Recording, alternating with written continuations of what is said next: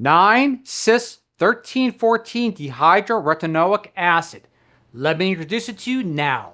Now, this was primarily a concept in 2018, which led to further confirmation of its activity in 2021.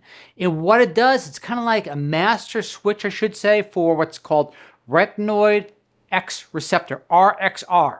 And it's what the researchers postulate may be a missing link in reference to a lot of health conditions, as we look at right here. And this is pretty amazing. What are we looking at? We're looking at myelation, dopamine signaling, brain cleanup, and cholesterol efflux. And you look at the symptoms right there. Now, we'll get a little more detail on that in a second. So let us begin. All right, that was the full study chart. Let me just break it down a little easier too in the beginning, just so you get an idea. The full study, for example, is vitamin A, 5 evidence, definitions, gaps, and future directions. But here we go. This is what happens when you have medium short-term effects of vitamin A5 deficiency.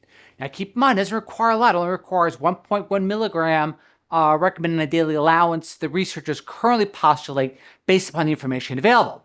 But look at the medium short-term effects. That means deficiency over the short term.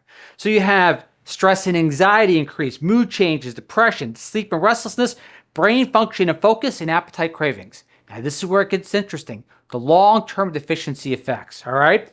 Neurodevelopmental diseases, mental and psychotic diseases like addictions, depression, so on and so forth, neurodegenerative diseases. You can read the list right there, all the way from Alzheimer's disease, Parkinson's disease, Huntington's disease, and so on and so forth. This RXR receptor is really important. And this vitamin A5 is the master switch for it, so to say, with the other parts of the vitamin A family, not so much. All right.